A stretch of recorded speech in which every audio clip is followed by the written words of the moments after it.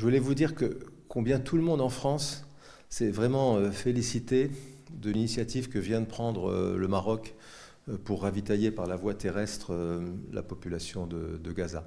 Nous sommes dans une situation d'urgence, chacun le voit tous les jours à la télévision.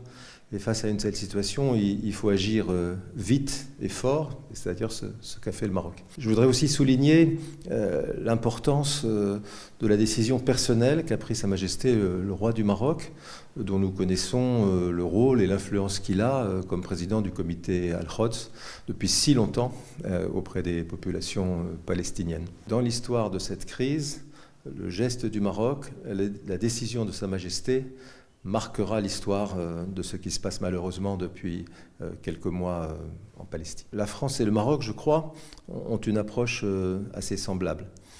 D'abord, l'accent mis sur la situation humanitaire d'urgence.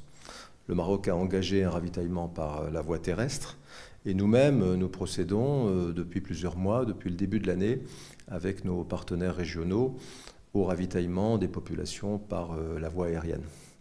Ensuite, nous avons une préoccupation commune qui est de demander, d'exiger un cessez-le-feu immédiat et durable, mais aussi la libération des otages qui ouvrira la voie, j'espère, vers une solution politique.